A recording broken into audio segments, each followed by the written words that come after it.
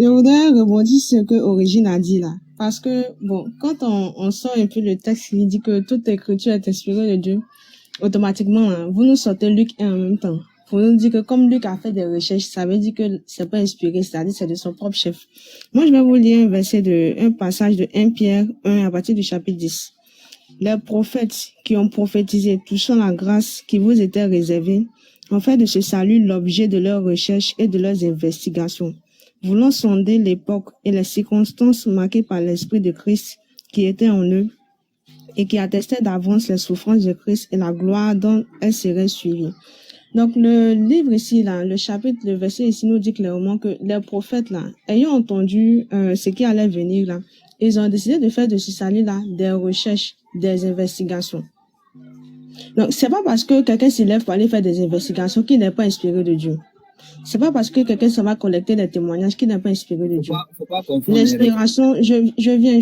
L'inspiration, là, ce n'est pas forcément tu es en train de dormir puis Dieu vient te dire mon petit va faire ça. C'est pas forcément vis-à-vis où Dieu te parle à l'oreille, va faire ceci, va faire cela. Être inspiré, c'est être poussé. Quand quelque chose te pousse à faire quelque chose, tu es inspiré. Et quand l'inspiration vient de Dieu, on dit que tu es inspiré de Dieu. Dieu n'est pas obligé de te parler. Ce que tu viens de dire là, c'est pas le même contexte. Hein.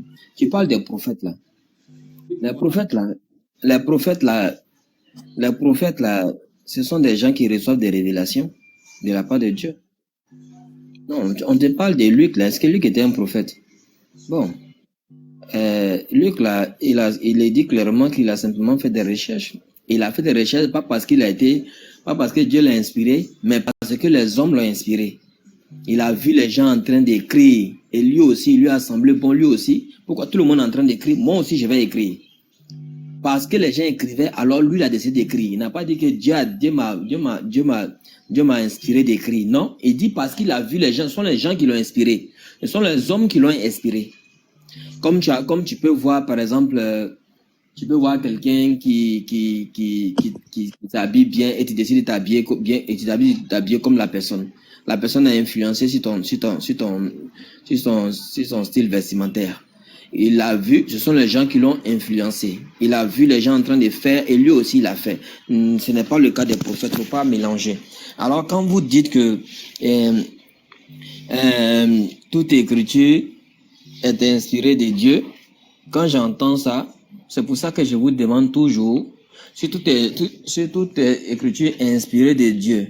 Alors, est-ce que des gens peuvent se permettre de dire que eux ils ont parlé à l'absence de Dieu? Il est dit de façon très claire.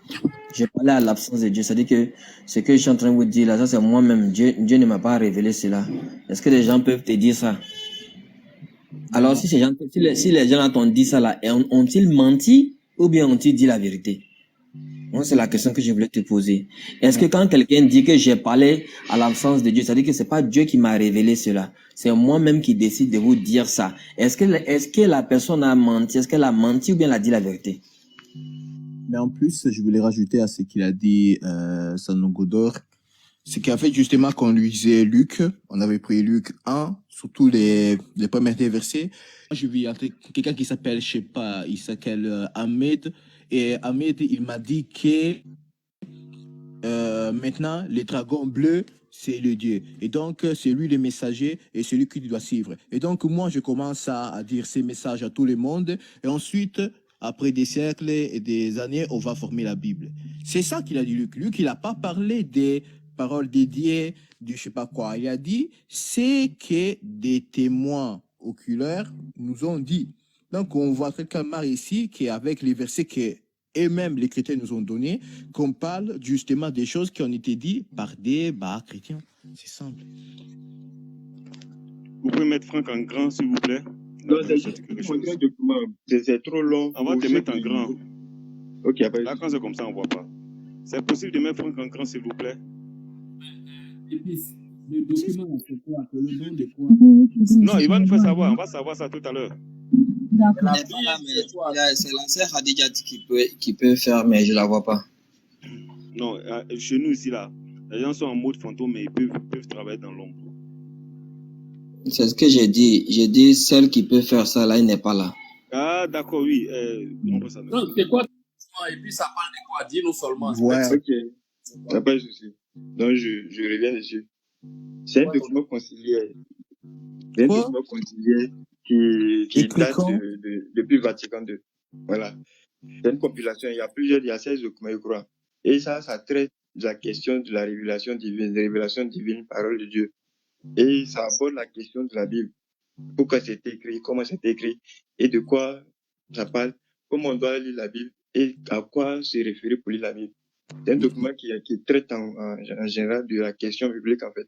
Pour ceux qui Excusez-moi, veulent. Franck. Franck, attends. Excusez-moi. Je viens de Sabrina, si tu nous dire- entends, excusez-moi, les frères, pardonnez. Oui. Sabrina, si tu nous entends, s'il te plaît, on a besoin de toi dans le live ici. Il y a le grand frère Sanogo qui a sauté et aussi on a besoin de faire certaines choses. Si tu nous entends dans le live, tu peux venir. Khadija, si toi aussi tu es là, voilà, faut nous faire signe. S'il te plaît, écris-nous pour savoir, on va savoir que tu es là, quoi. Franck, toi comme source, tu as ramené quelque chose qui a été écrit par les Vaticans. Tu as vraiment comme finir. source, c'est les Vaticans. Je Des peux gens. Attends, je Frère. vais te rappeler que les Vaticans. Attends. Je vais te Je rappeler. suis catholique, Si tu n'oublie avais pas. oublié. Attends, mon frère. Est-ce s'il que te tu sais que plaît. je suis catholique? Je vais te. Je te pose la question, Quoi? est-ce que tu sais que je suis catholique? S'il vous plaît, s'il vous Je plaît. sais que tu Voilà, es catholique, quand tu dis je suis catholique, pour toi c'est quoi? S'il Et vous plaît, vérifie, mais tout se réfère à quoi? Franck, s'il te plaît, Franck, s'il te plaît. Ok, Sabrina, vas-y. merci d'être là. Tu peux faire monter Sanogo, s'il te plaît.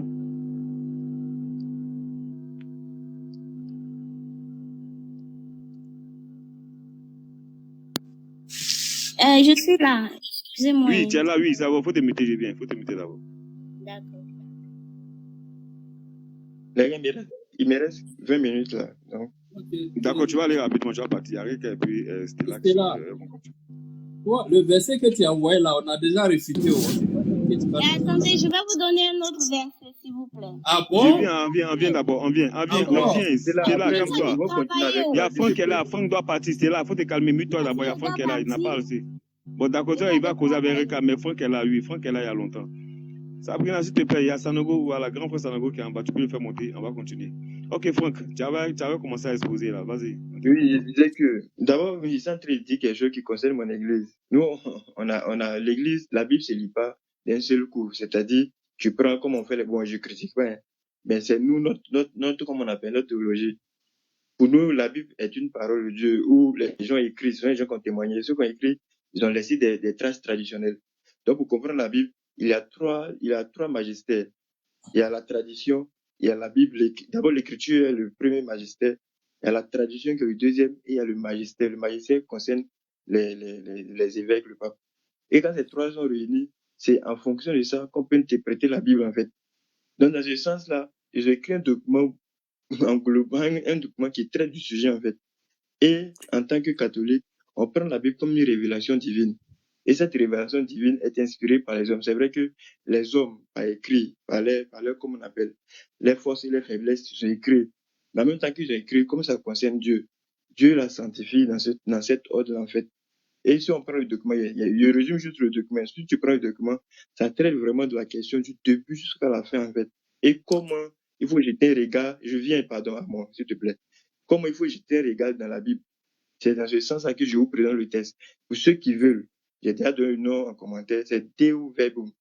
C'est un document conciliaire, vous partez sur le site du Vatican, vous tapez la sortie, tu télécharges, tu lis du début jusqu'à la fin. Puis un autre jour, si vous voulez qu'on en discute, il n'y a pas de problème là. Maintenant, Amon, qu'est-ce que tu voulais dire?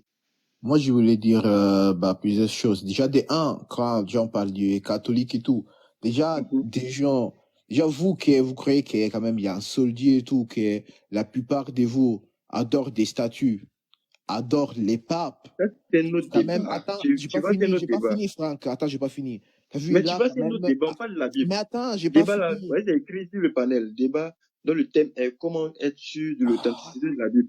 Et c'est ça. Mais attends, laisse-moi finir, Franck. Justement, attends, ne panique pas. Ok, t'as vu, quand même, voilà. Ne panique pas, c'est juste le temps qui s'en va. Mais laisse-moi finir alors, pourquoi... Voilà, merci.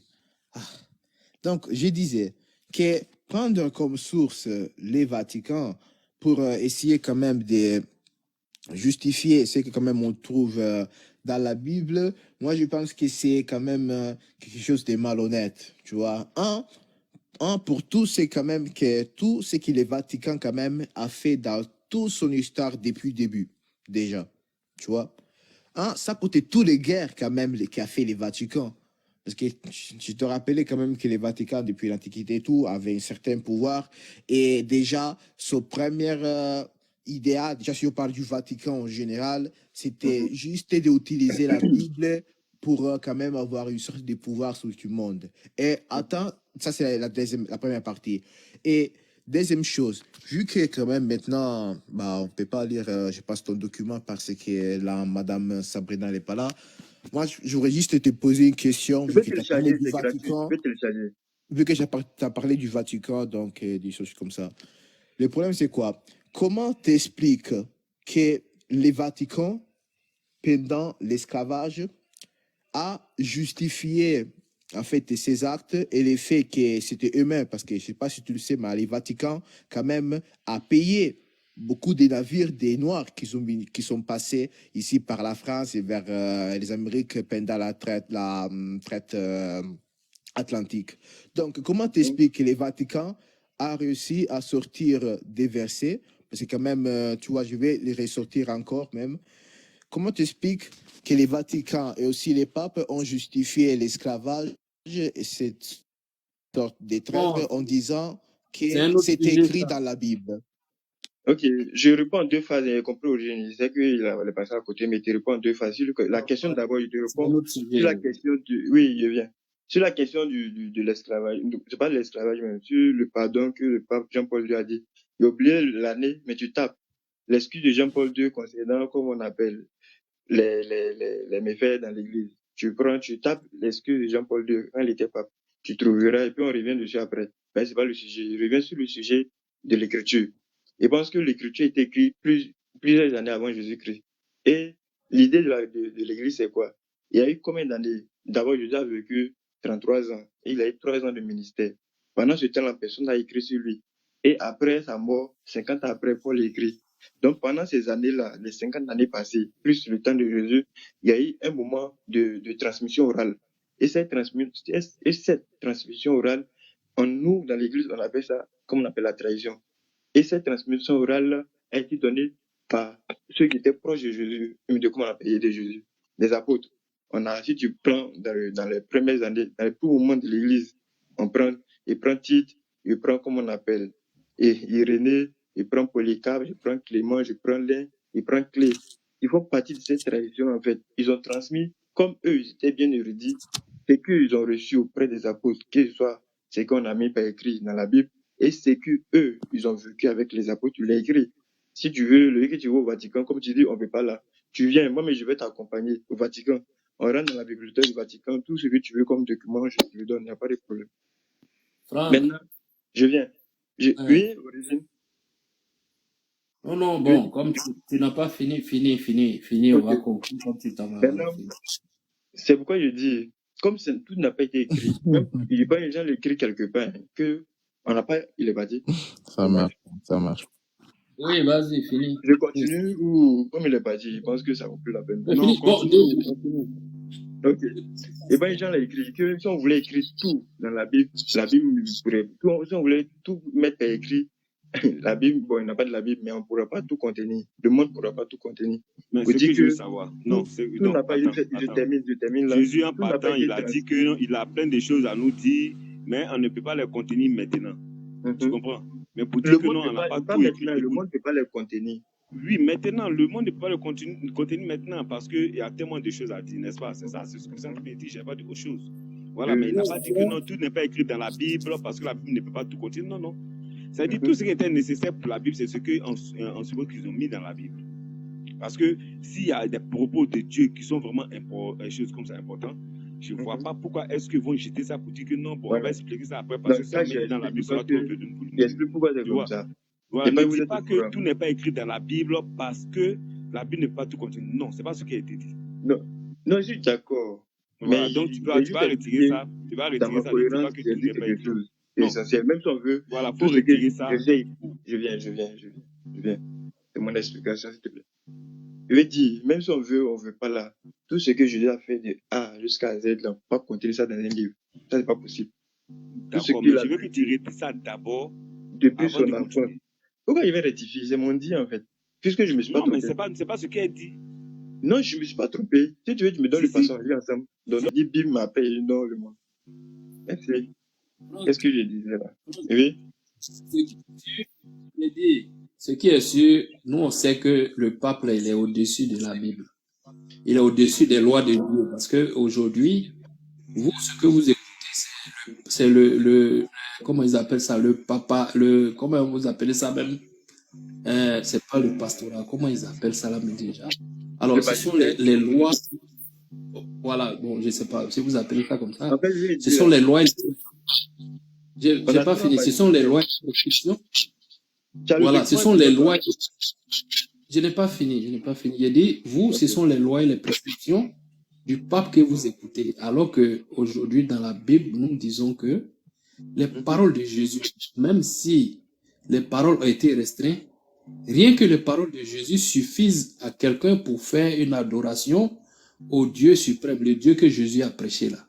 Dans la Bible, si vous prenez les paroles de la Bible, ça suffit. Déjà, les paroles de Jésus dans la Bible, ça suffit pour une adoration au Dieu unique comme Jésus l'a enseigné. Mais vous, le problème c'est quoi? C'est que vous laissez les paroles de Jésus-Christ et ce sont les paroles du pape que vous allez écouter. Et vous, je parle de l'Église catholique, hein, parce que pour vous, le pape, il est... Le pape il est au-dessus de tout, parce que aujourd'hui, on va faire une nuance en fait. Je ne veux pas que ça va trop loin. Je ne veux pas que ça va trop loin. Laisse-moi finir, parce que aujourd'hui... Alors, pourquoi tu dis ça? Alors, aujourd'hui, quelle est l'actualité d'aujourd'hui? L'actualité d'aujourd'hui, alors, le pape va venir proclamer des choses que même Dieu, que la loi de Dieu ne veut pas, mais le pape se permet de proclamer ces choses-là au l'Église catholique. Comme quoi? Non, écoute, on va pas rentrer dans la politique, tu sais de quoi je parle. Non, on va pas rentrer dans ces considérations-là, comme Origine l'a dit. On va pas rentrer dans ces considérations. Tu sais de quoi je parle. Et puis, reviens dessus. Oui, reviens dessus, il n'y a pas de problème. Essaye de revoir ton micro là, ça agressif, c'est un peu désagréable à Moi? On est là pour débattre. Ok, non, c'est même pas débat, c'est juste apporter une explication sur la question de l'autorité du pape. Et parce que tu conviens à moi que dans toute société, quand il n'y a pas d'autorité, c'est une société qui est vagousse, qui tient pas en fait.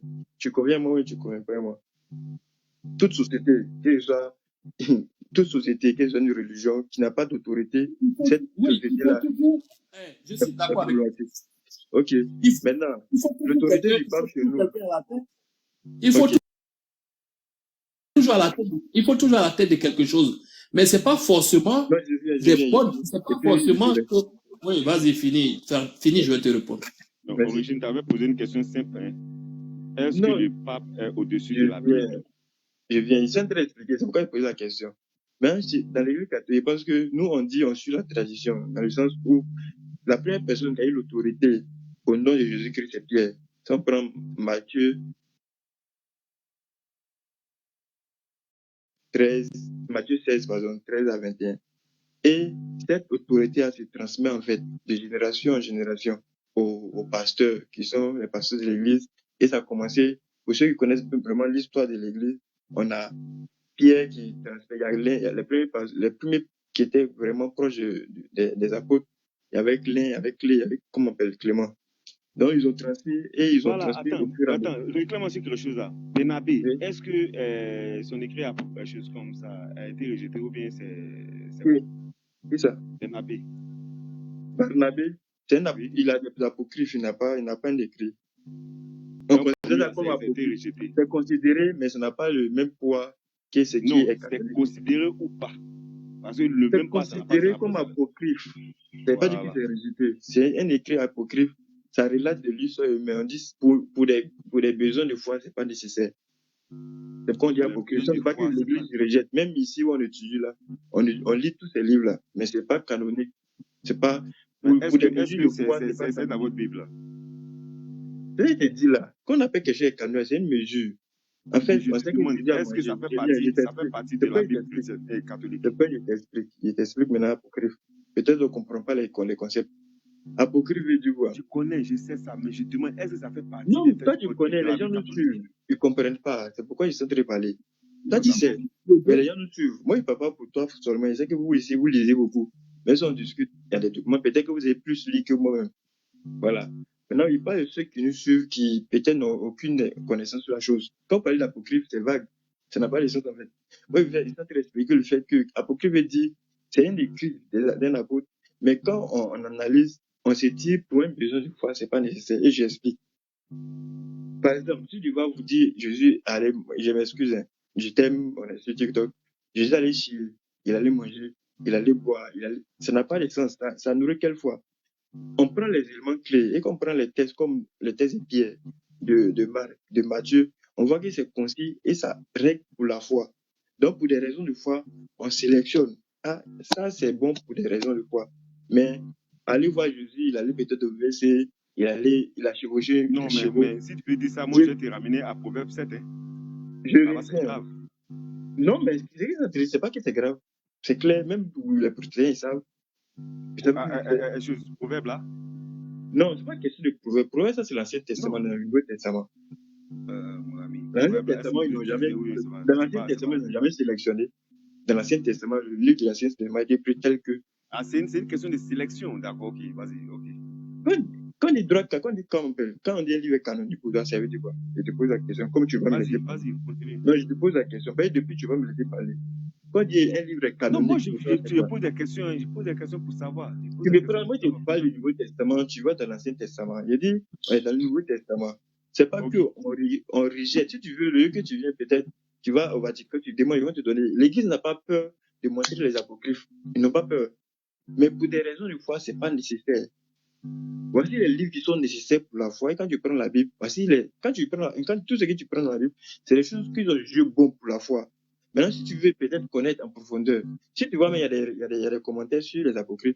Si tu veux maintenant des choses qui peut-être tu veux voir la vie, c'est comme, comment on appelle, tu m'excuses, il ne veut pas dire un peu dans le Coran, je ne lis pas le Coran, mais j'écoute. Il pense qu'il y a les hadiths et il y a le Coran.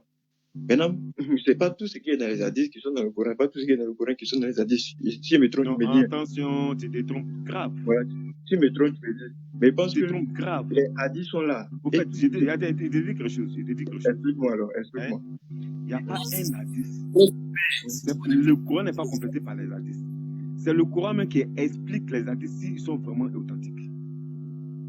Un hadith qui va contre les choses comme ça, les explications du Coran là, je comprends pas. Rejeté. Je comprends pas. Parce que le Coran, il n'y a pas un hadith. Le Coran est au-dessus de tous les hadiths. Les hadiths, c'est les faits rapportés par d'autres personnes, comme on voit dans la Bible, Paul a dit ça, Jean a dit ça, celui a dit ça. Voilà.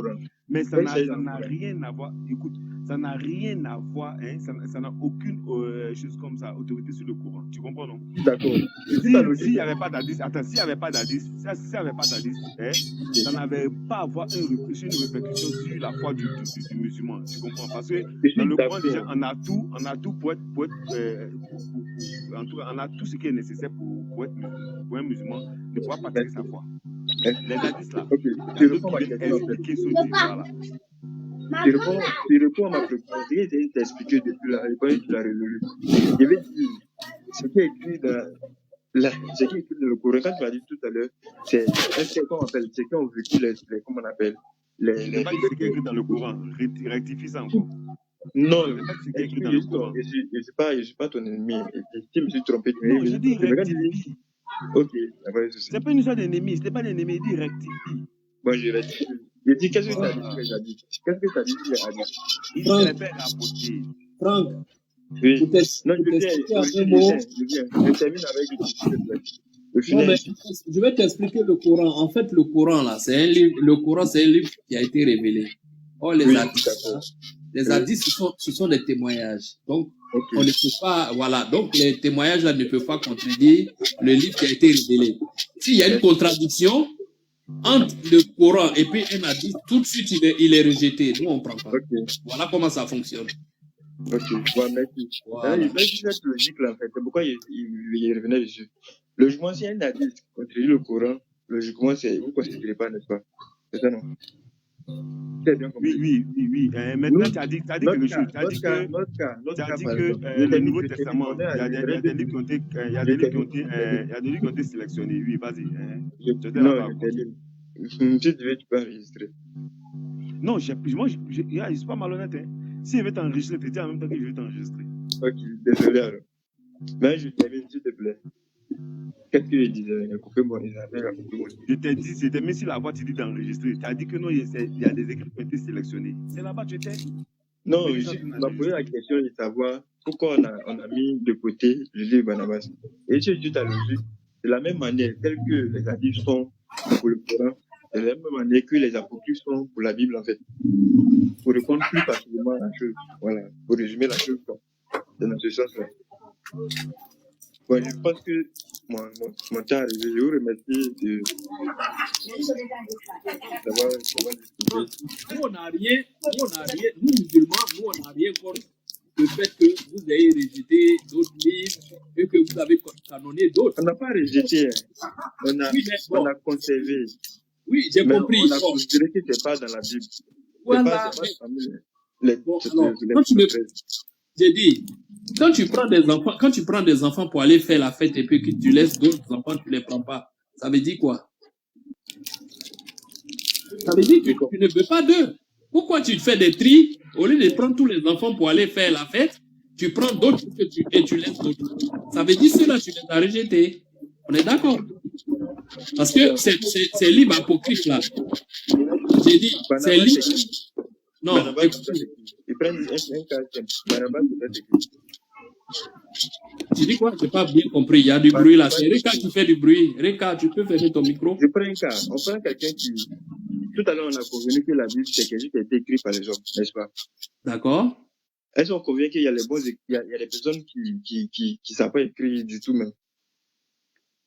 Oui, on est d'accord avec ça. Nous, on est d'accord avec ça. On se rend compte que Barnabas, il prend les enfants, vous avez cité son nom, on se rend compte que Barnabas était un mauvais écrit. Était pas un auteur qui fait bien écrire. Est-ce que le garder et puis juger bon de ne pas le mettre parmi les écrits, comme on appelle canoniques, et c'est un crime? Non, c'est ce que je suis en train de te dire. Tu ne m'as pas écouté. J'ai dit, si vous avez fait ça là, ça n'engage que vous en fait. Mais le problème c'est quoi? C'est que comme vous dites que toute écriture est inspirée de Dieu, maintenant vous avez pris d'autres écritures comme bonnes et d'autres qui ne sont pas bonnes. Okay. Est-ce que tu comprends? Donc nous on est en train de vous dire quoi?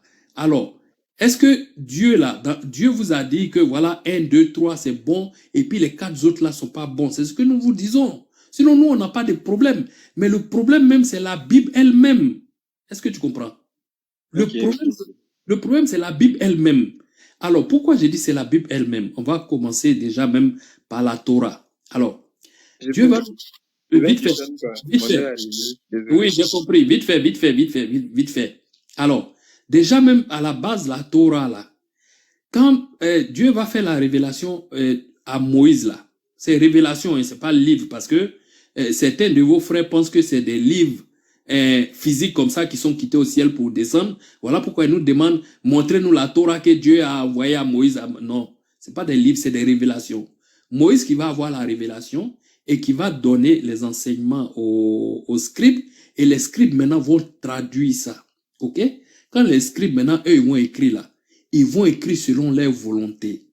Voilà pourquoi j'aime le verset de Sabrina, le fameux Jérémie, c'est ça non? Jérémie 8:8, je crois, ça doit être ça. Voilà. Donc, eux maintenant, c'est ça, Sabrina. Exactement. Ce verset, c'est moi qui l'ai mis dans la Bible, hein, je vous le dis. Voilà. Non, je t'ai dit, parce que c'est toi qui m'a inspiré de ce verset-là. Voilà. Donc, Jérémie 8:8 va venir témoigner, et puis il y a un autre verset encore, que je ne me rappelle pas, mais qui va venir conforter, qui te dit que les scribes là, même Jésus même a fait palabre avec eux. Parce que eux, au lieu de transcrire ce qu'on leur a enseigné, ils ont transcrit autre chose. Bon, maintenant, que les scribes là, ils ont transcrit autre chose là, hein, et qu'ils appellent la Torah. Est-ce que quand la Bible va venir reprendre la Torah là, est-ce que c'est la Bible, c'est la Torah corrigée, ou bien c'est la Torah que les scribes ont transmis? C'est de ça que nous parlons aujourd'hui. Est-ce que tu comprends? Il y a beaucoup de... Après, peut-être, on aura le temps de discuter ça. Moi, j'ai plusieurs questions à poser là-dessus. Puisque, c'est-il transformé? Sur quoi tu te bases pour dire que c'est-il transformé? Sur quoi tu dis que ça a été redit? Sur quoi tu te bases? Et avec les sources à l'appui, quoi. Parce que tu veux pas me dire, on est sur la Torah, hein. Tu veux pas me dire que ils écrivent les livres. Moi, je suis pas juif. J'écris, non, crois en tout ce que les juifs ont écrit. C'est leur histoire. Ils écrivent leur histoire. Et ils connaissent leur histoire mieux que nous.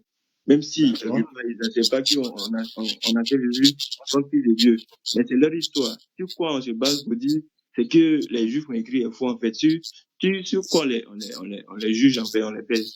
Maintenant, sur les versets de Samuel, je veux que vous lisez d'abord le document que vous a donné là, pour que le débat soit encore plus intéressant une prochaine fois.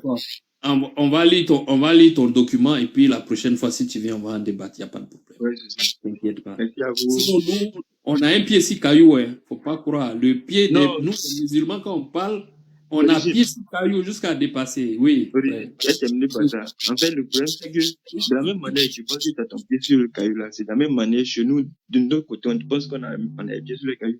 Et du coup, toi, ton pied, moi, il me dit, par exemple, ton pied sur lequel je termine par là, ton pied sur lequel tu es là. Je me dis, c'est pas une bonne source.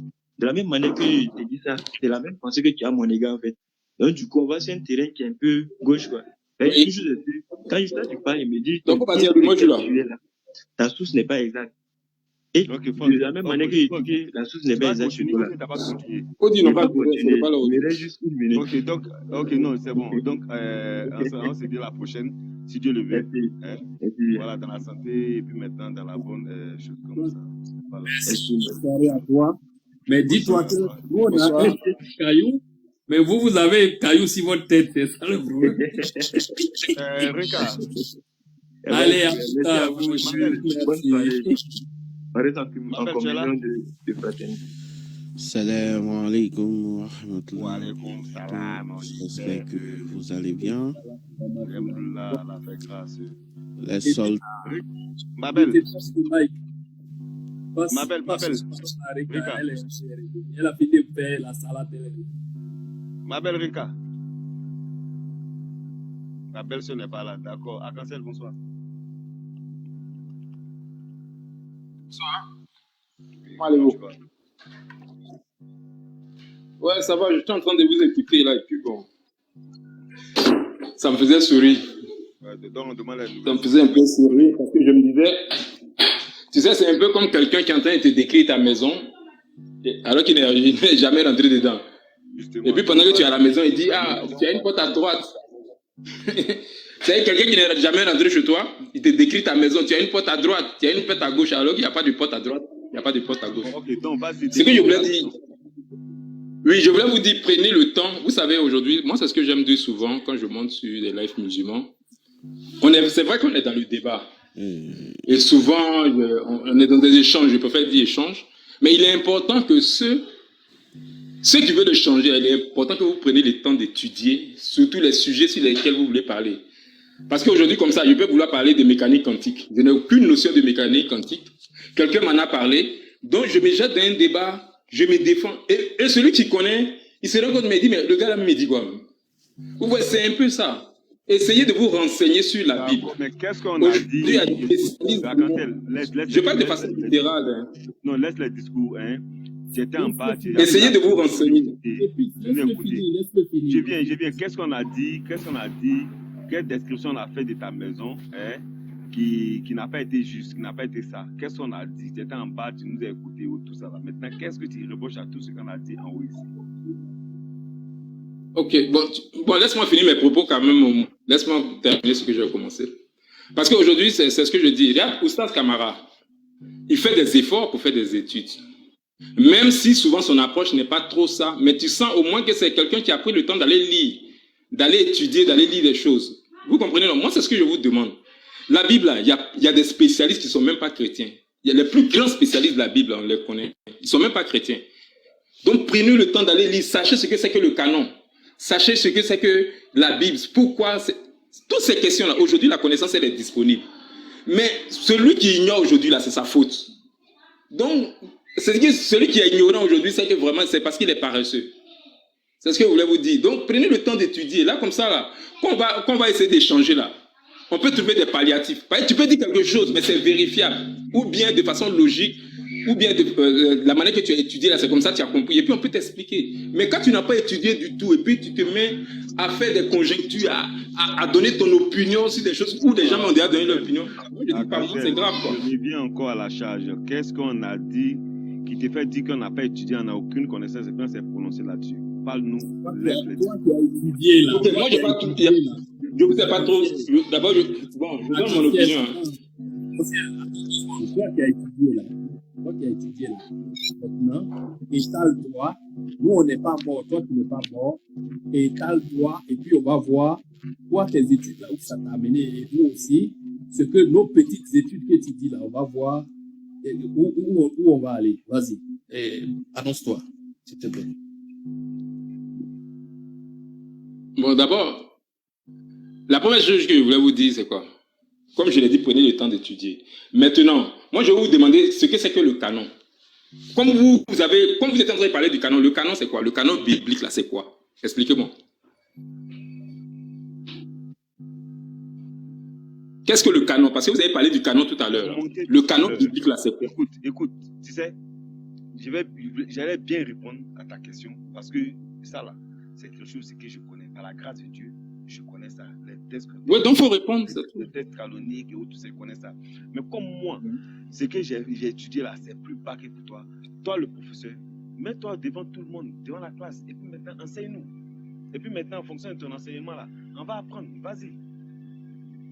Il y a beaucoup de choses à dire sur la Bible. Si je vais faire un enseignement, on ne va même pas quitter ici. Mais je vais vous dire d'abord, la première chose que je vais vous dire. Oui, non, il faut m'écouter. Je vais vous montrer une première partie déjà. D'abord, il faut savoir, la Bible, parce que la Bible, c'est une interprétation en français. Ils ont pris un texte qui est en hébreu, l'Ancien Testament en hébreu, le Nouveau Testament en grec, et ils ont, comment on appelle ça? Ils ont interprété ça, ils ont traduit ça en français. Et d'abord, la première question qu'on a se poser, depuis quand le texte a été traduit en français? Vous donnez des leçons. Le texte, il a été traduit en français depuis le XVIe siècle. Et le français même de l'époque qu'on parlait, c'est pas ce français-là qu'on parle aujourd'hui. Donc, il a été traduit d'abord en français au 1er siècle. La première personne qui a traduit, c'est Pierre-Olivier Olivetan. Lui, il a traduit à partir de comment on appelle ça?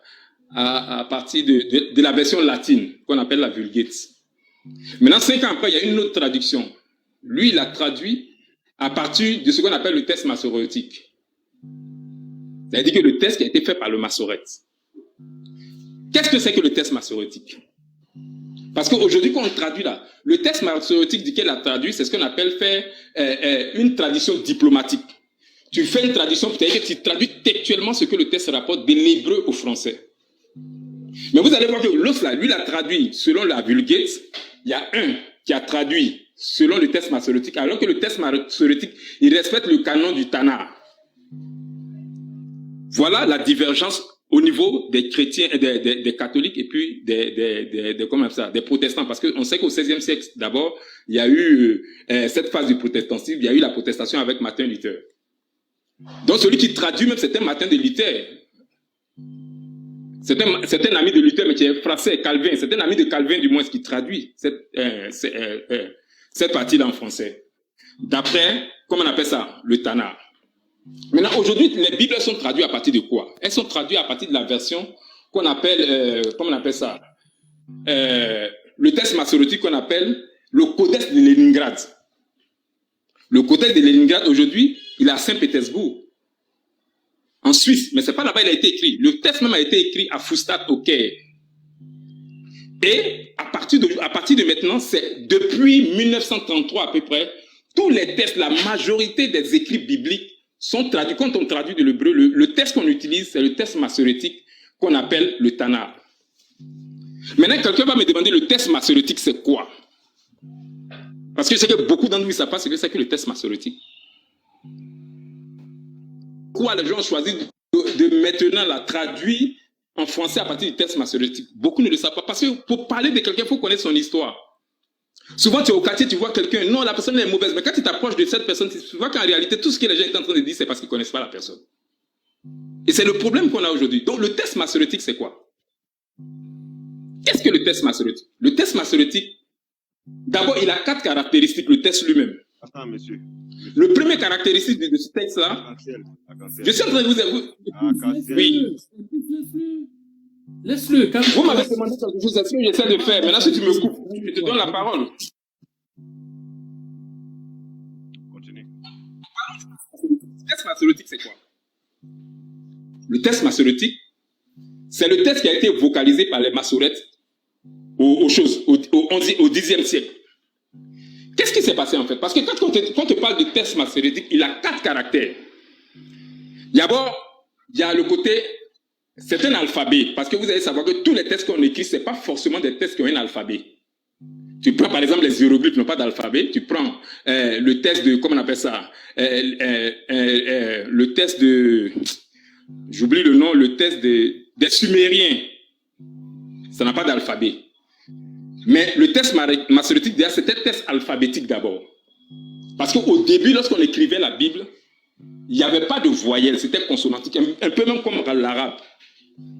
Et les massorettes, ils ont vocalisé le test. Donc, en réalité, la base du test, c'est ce qu'on appelle le test proto-massorétique. C'est-à-dire qu'il est écrit spécialement avec des consonnes et il n'y a pas de voyelles. Maintenant, dans le test massorétique, on a ajouté les voyelles. Ça, c'est la première chose. Ils ont ajouté des voyelles qui sont ce qu'on appelle des signes diacristiques qu'ils ont ajoutés, qui forment des voyelles, à travers ce test massorétique-là. Maintenant, il y a ce qu'on appelle la cantillation, parce que le test, il est chanté à la base comme un poème. Un peu comme vous, quand vous partez à la mosquée, le musulman s'élève le matin. La manière qu'il récite les versets coraniques, là, c'est comme un chant, souvent c'est plaisant. Donc, c'est ce qu'on appelle la cantillation. Donc, dans le test massorétique, d'abord, il faut savoir qu'il y a l'alphabet consonantique. Il y a, comment on appelle ça? Il y a la vocalisation, il y a la cantillation, et puis il y a ce qu'on appelle la massor. C'est-à-dire que c'est des tests, c'est des petits commentaires qui sont sur ce test-là. On peut mettre au milieu ou bien en bas de page. C'est ce qu'on appelle la massor. On fait des commentaires. Des petits commentaires. Mais sauf que les commentaires, ils ont évolué aujourd'hui. Quand on a découvert, parce qu'aujourd'hui, vous allez savoir qu'il doit y avoir la Bible hébraïque Studentia qui a commencé à être écrit à partir de 1930, où il y a plus de commentaires. Souvent, vous retrouvez ça en français. Et vous, les musulmans, vous prenez l'exemple. Vous voyez le commentaire qui a été fait. Le commentaire, c'est une personne qui prend, qui commente un livre. Donc, voici les caractéristiques. Et donc, à la base, maintenant, pourquoi ce texte massorétique-là, aujourd'hui, on peut dire qu'il est authentique. Pourquoi? Et ça, c'est pas vous qui le dites. Ce sont les spécialistes de la Bible qui ne sont même pas chrétiens. Parce que simplement, en 1947, il y a eu ce qu'on appelle les découvertes de Qumran. Où là-bas, on a trouvé un test qui est vieux du test massorétique de plus de 1000 ans. C'est vrai, quand tu compares les deux tests, la différence est flagrante. Parce que le premier test de Qumran, le test de Qumran et puis le test massorétique, quand tu regardes le test de Qumran, il n'y a pas de vocalisation là-bas. Donc quand tu regardes les deux, tu fais tout de suite la différence. Si on était sur un écran, il allait vous montrer. Quand tu allais voir même si tu ne comprends pas hébreu, tu sais que ces deux tests-là sont différents parce que les points, la cantillation, tout ça n'est pas signifié là-dessus. Donc tu vois la différence. Mais en hébreu, il y a ce qu'on appelle le squelette consonantique des tests. C'est-à-dire qu'on prend la racine, c'est-à-dire qu'on prend les consonnes, parce que comme je l'ai dit à la base, ce sont les consonnes seulement qui sont là. Mais le test massorétique là, et puis le test de Qumran là, ils ont le même squelette consonantique. Parce qu'il y a le squelette et puis on l'habille. Donc vous comprenez, déjà à partir de là, les spécialistes disent quoi? Le test il est resté authentique. Parce qu'au moins si la racine consonantique a évolué, on sait que le test en lui-même a évolué. Et la particularité de la Bible encore c'est quoi? C'est que ce qui fait sa force, c'est que parmi tous les livres de l'Antiquité, il n'y a pas un livre qui a autant de copies, autant d'écrits que la Bible. On a plus de 24 000 manuscrits, 5 000 manuscrits en grec. 24 000 manuscrits dans d'autres langues, 36 000 manuscrits, 36 000 fragments, qui peuvent même reconstituer... L'arc-en-ciel, tu vas trop loin, on va rien comprendre. J'aimerais que tu reprennes là, sur le texte massorétique là. Le texte massorétique, c'est à partir de la Massora, on est d'accord? La Massora, c'est quoi? La Massora, c'est les consonnes avec des points... Non, c'est pas ça la Massora. Anarchiques. C'est quoi la Massora? La Massora, c'est les commentaires des massorettes. C'est ce que je suis en train de dire tout à l'heure. J'ai dit, vous allez voir les petits commentaires. Je t'explique. C'est les traditions. Voilà. Oui, c'est ce que je te dis. Du coup, Moi, je vais t'expliquer. le squelette de ce texte-là que tu disais justement, le texte qui était fait au départ à partir de, je vais pas dire de dessins, mais de points, de traits, de voilà ce genre de choses-là. Qui l'a composé dans sa forme définitive? Qui l'a composé quoi dans sa forme définitive? Ouais, c'est-à-dire qui a ajouté les voyelles, on est d'accord que c'est les docteurs juifs qui ont fait ça. Oui, en fait, je t'explique, tu vas me comprendre. Parce qu'il y a eu deux vocalisations d'abord. Ce qu'il faut comprendre. Il y a eu la vocalisation au Xe siècle avec les massorètes. Mais avant les massorètes, il y avait une première forme de vocalisation qu'on appelle la vocalisation des matres lectionnistes. Qu'est-ce que ça veut dire? En fait, au début, là, ce n'est pas des points, mais ils ont pris des lettres. Ils ont pris le yod, le vav, et puis le he. Ils ont pris ces trois lettres-là, et puis ils ont transformé ça en voyelles pour ajouter dans le texte, dans le squelette consonantique du texte massorétique. Donc, eux, là, par exemple, s'il veut dire i, si le texte est écrit en consonne là, au lieu de prononcer le i à la fin là, il met un yod pour montrer qu'il y a une voyelle i là-bas. Ça, déjà, dans le texte, comment on appelle ça? Dans le texte de base, consonantique là, il y a cette forme de vocalisation qui est là. Maintenant, les massorètes, quand ils viennent trouver une vocalisation, mais qui est faite avec des consonnes. Et eux, maintenant, ils vont jouer ce qu'on appelle des signes diacritiques. Des signes comme les Y, les Kames, tout ça, ça s'appelle des plus, comme des points, ou bien des 2 points, ou bien des 3 points. Ils vont ajouter ça sur le test. Voilà, et tu vas voir que souvent, les massorètes là, ils sont deux. Un copie, un met les voyelles. Attends, Cancel. Je te parle de ces signes. Ces signes-là, ils sont, au départ, ils sont dans le texte massorétique, on est d'accord? Non. C'est le texte massorétique qui donne les signes. C'est-à-dire que ce sont les massorètes, parce qu'il faut comprendre ce que c'est que le texte. Attends, moi je me rappelle plus. Oustaz, parce que moi, je me rappelle plus exactement, mais je sais que j'avais lu un truc là-dessus. J'avais lu vraiment un truc complexe à comprendre et tout. Et il y avait 3 mots employés. Il y avait la massor, la massora et le texte massorétique. Alors, de ce qu'ils disaient, c'est qu'ils avaient fait le texte massorétique à partir de la massora. La massora, c'est la tradition. Non, en fait, faut bien comprendre. Le texte massorétique, là, il a 4 caractères. Je te le dis, il a 4 caractères. Comment il prend forme, ce texte massorétique, là? Est-ce qu'il prend forme? Est-ce que c'est lui, le texte primitif? Ou est-ce qu'il y a un texte... Non, c'est pas lui le texte primitif. C'est pas lui le texte primitif. Voilà, c'est le texte primitif. Oui, le texte primitif. Attends, Cancel. Okay. Je vais juste te dire une chose qu'on n'attend pas. Oustaz Kamara, je ne sais pas si c'est toi qui parles ou si c'est Origine. C'est Origine. Origine, on ne t'entend pas du tout. Ah oui, c'est parce que j'avais le doigt sur mon micro. En fait, regarde quelque chose. Alors, Arc-en-Ciel. Bon, vite fait, toi, tu montes ici pour nous dire, ouais, vous ne comprenez pas, manger. Alors, si ton test là, la Bible là, hein, si c'est quitté au laboratoire, qu'ils ont mis un I à gauche, ils ont mis un L à droite. Après, ils sont venus mettre les voyelles à gauche. Mais nous, c'est le dossier fini qui nous intéresse, frère. Nous, c'est le dossier fini qu'on lit. C'est ça qui est... Bon, Sabrina, vas-y avec lui. Moi, c'est... Oui, mais du dossier fini, je suis en train de parler. Moi, je suis en train de te donner l'histoire. Maintenant, Sabrina... Parce que tu sais pourquoi, Origine, tu sais pourquoi je voulais qu'il revienne dessus? Parce que il a... Posez la question à tout de rôle, s'il vous plaît.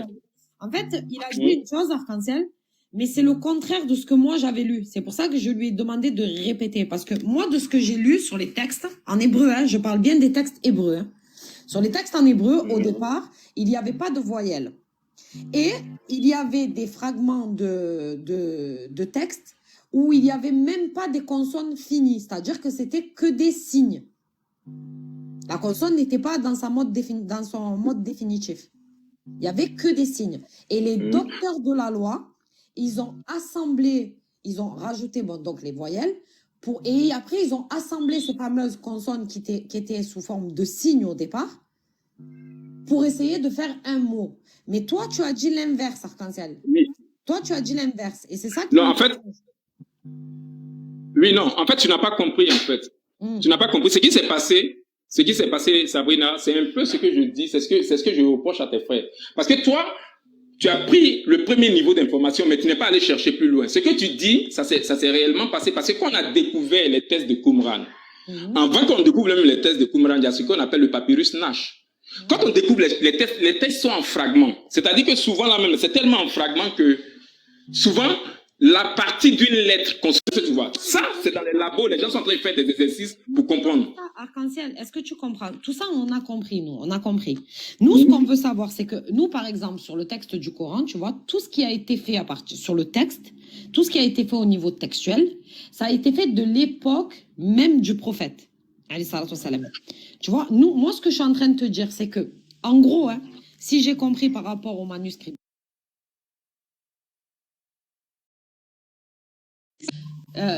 moi, ce que je sais, c'est que vous, les plus, on va dire, les plus anciens, qui sont justement les textes, on va dire les textes qui ne sont pas complets au niveau de l'écriture, leur implication dans les voyelles, leur implication dans la compréhension, ça date pas de l'époque de Moïse, par exemple, sur le texte de la Torah, par exemple. C'est là où Qu'est-ce que tu veux dire Qu'est-ce que tu veux dire par implication dans la compréhension? Qu'est-ce que tu veux dire? Par exemple, je te donne un exemple. Si Moïse, il a dit une phrase, on est d'accord, il a dit une phrase, qu'un scribe a écrit cette phrase, que ce scribe l'a écrit sur un parchemin, que ce parchemin soit définitivement perdu. Mais par contre, il y a eu des copies de ce parchemin, tu vois, qui ont été soit mal conservées, soit avec une écriture qui n'est pas dans la forme définitive de l'hébreu qu'on comprend aujourd'hui ou qu'on lit aujourd'hui. Donc, ça veut dire que ceux qui ont fait ces découvertes-là, ils n'ont pas découvert un manuscrit dans sa forme complète. Je parle du test massorétique. Ok. Mais là, tu sais, il faut que tu comprennes qu'est-ce que le test massorétique. D'abord. Et puis, il faut comprendre à partir de quel moment le test massorétique est rentré en vigueur.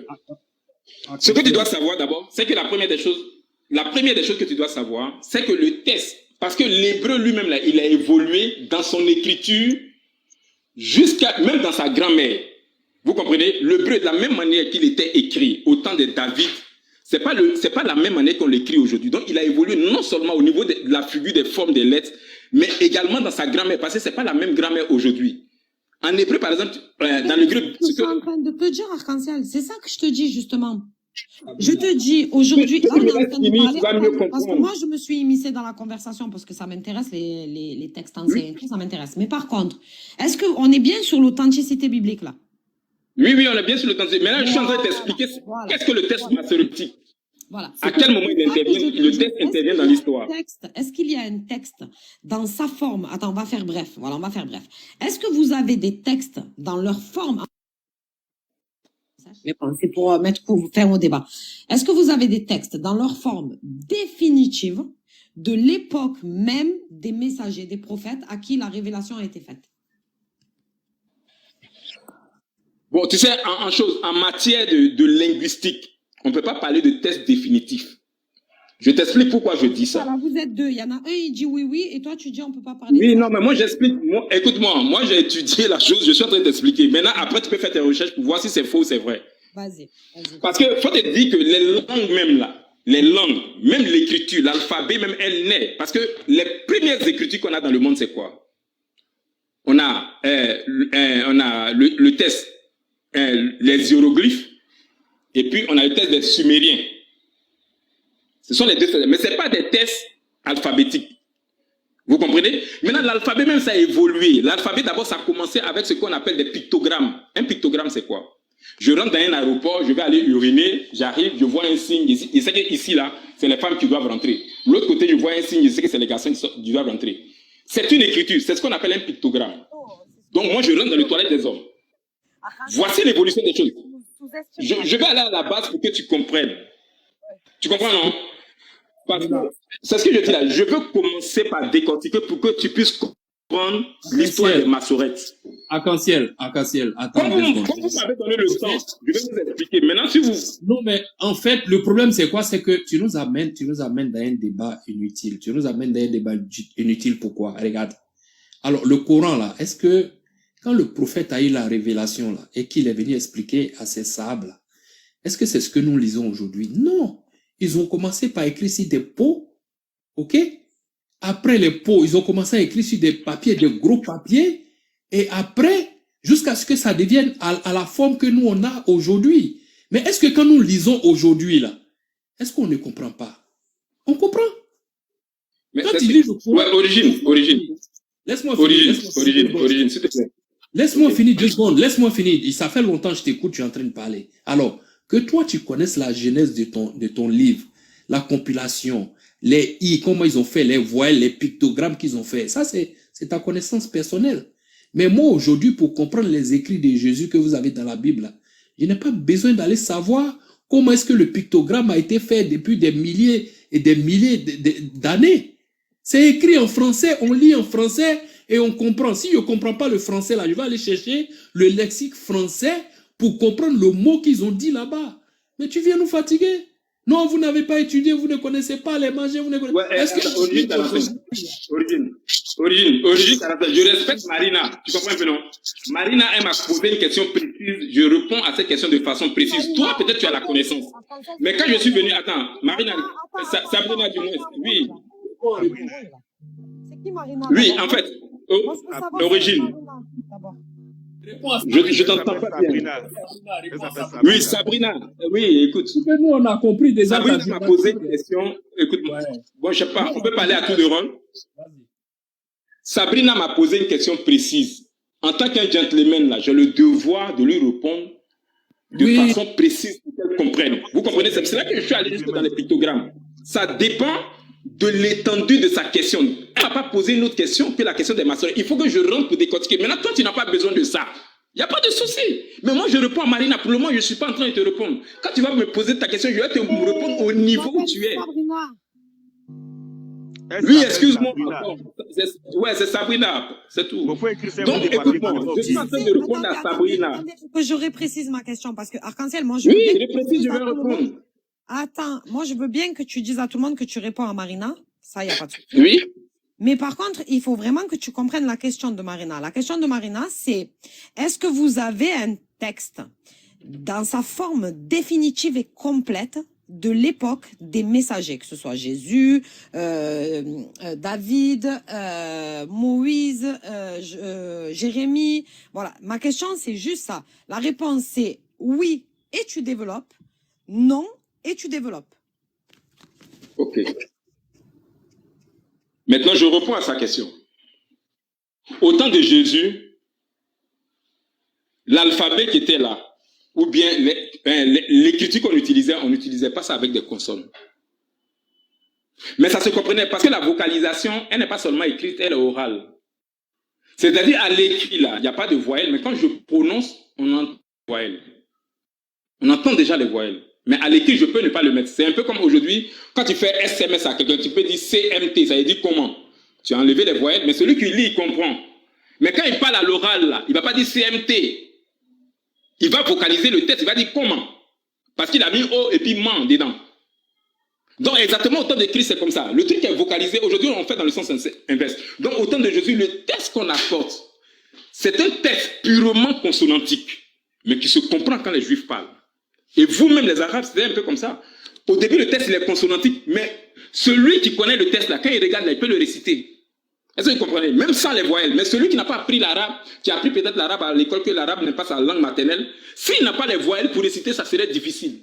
Donc, au temps de Jésus, le texte est là, il est compréhensible. Mais le problème que les massorettes ont eu, ils ont voulu que ce texte-là soit accessible au monde. Du point de vue de la vocalisation. Parce que c'est eux seuls les Hébreux, quelqu'un qui comprend hébreu, c'est lui seul qui peut venir lire le texte consonantique. Moi, si je ne suis pas hébreu, c'est simplement de l'encre sur du papier. Ça ne veut rien dire pour moi, parce que je n'ai pas les voyelles. Donc voilà le travail des massorettes. Le texte, il est déjà là. Et maintenant, quand ils vont venir là, ils vont déjà trouver une vocalisation sur le texte. Comme je vous l'ai dit là, il y a eu la première vocalisation qui date même avant Jésus, qu'on appelle la vocalisation des matères sélectionnés, où ils ont pris des consonnes pour en faire des voyelles. Mais ça, quand tu lis le texte là, le spécialiste ne le voit pas. Maintenant, eux, là, ils vont ajouter des points, des 3 points, des tirets pour compléter cette vocalisation. Donc, il y a une double vocalisation dans le texte massorétique aujourd'hui. Maintenant, tu me demandes si au temps de Jésus, le texte il est complet. Ça dépend de ce que tu appelles complet. Parce que pour un juif qui récite le texte, la racine, sinon le squelette consonantique, donne le sens du verbe. Donc, il n'y a pas de problème. Mais je ne sais pas si tu m'as compris. Cancel, je parle de texte en fait. Ma question, elle est claire. Je parle de texte écrit. C'est-à-dire pas de oral, rien d'oral. Est-ce que vous avez un texte qui est à l'écrit, dans sa forme définitive, au moins un ou deux, tu vois, qui dateraient de l'époque même du passage des prophètes. Mais je peux te parler pas dans sa forme définitive de l'écriture aujourd'hui, dans sa forme définitive du texte lui-même. Non, oui. Voilà, même s'ils écrivaient d'une autre manière. Oui, mais la forme, oui. Non. Oui. En fait, le texte que les massorettes ont donné là, avant eux, ça n'existait pas. La vocalisation des massorettes n'existait pas. Donc, les textes que les prophètes ont donnés, c'était un texte consonantique. Quand les gens ont copié, ils ont copié ça avec les consonnes. Voilà. Je te réponds. Voilà, donc c'est bien ce qui me semblait. Bon, comme je t'ai dit, j'avais la réponse. Donc, du coup, on peut émettre une hypothèse de doute quand même. Parce que vous dites, la Bible n'est pas falsifiée, la Bible est entièrement la parole de Dieu. Mais à partir du moment où tu vois comment ça s'est fait, tu peux émettre le doute qu'il y ait eu la pensée humaine. Puisqu'il n'y a pas de contrôle. La pensée humaine, qu'est-ce que tu veux dire? Il n'y a pas de contrôle de validité par rapport. Qu'est-ce que tu veux dire? Par exemple, on va prendre par rapport à quoi? On va prendre par exemple le texte de Moïse. D'accord? On va prendre par exemple la Torah. On est d'accord que la Torah, dans sa forme définitive, telle que vous l'avez aujourd'hui, ou au moins le texte le plus ancien que vous ayez qui parle de la Torah, qui est le texte de la Torah, pardon, on est d'accord que là, il n'y a pas eu l'œil du messager, il n'y a pas eu l'œil du prophète. Je ne te suis pas. L'œil du prophète, tu veux dire quoi? Non. Ce que je veux te dire, c'est que tu nous as expliqué, là tu viens de nous expliquer qu'au départ, vous aviez des textes, d'accord, qui étaient là sans voyelle, on est d'accord. Donc tu as expliqué CMT, oui. Et tu as donné l'explication en disant, par exemple, ça veut dire comment. Donc en vérité, si je te suis dans ton raisonnement, c'est le docteur de la loi qui a dit, voilà, CMT dans ce texte, ça veut dire, c'est écrit comment.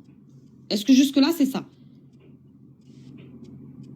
Non, mais quand tu parles du docteur, c'est pas le docteur de la loi. C'est pas le docteur de la loi. C'est pas le docteur de la loi qui le dit. Ce sont des règles. C'est-à-dire que les Juifs, on parle de près de... L'écriture a commencé près de Jiré. Quand je te dis le docteur de la loi, ça veut dire que c'est pas Moïse. N'importe qui, même une ribambelle de Juifs, si tu veux. Mais pas Moïse, en tout cas. Ok, oui, il n'y a pas de problème. Ok, ok. Donc, comme tu as précisé, il n'y a pas de souci. Voilà. Sauf que, par exemple, bon, là, dans les lettres que tu as appris, bon, j'ai pas en tête ce que ça pourrait vouloir dire d'autre. Mais on est d'accord que ça aurait pu vouloir dire commet, par exemple. Ça pourrait vouloir dire quoi? Commet. Par exemple, commettre un crime. Oui. Voilà. On est d'accord? Oui, oui. Voilà. Non, ça ne peut pas vouloir dire ça. Regarde, c'est un peu comme... Regarde ici. C'est un peu comme comment aujourd'hui. Je te donne un exemple simple que tu comprennes. Arc-en-ciel. Essaye de me suivre. Je t'ai dit, là, sur les lettres que tu as données, ce n'est pas le bon exemple. D'accord? Mais par exemple, s'il y avait 3 consonnes qui pouvaient dire une ribambelle de mots, on est d'accord que c'est à l'appréciation du juif qui a fait le texte.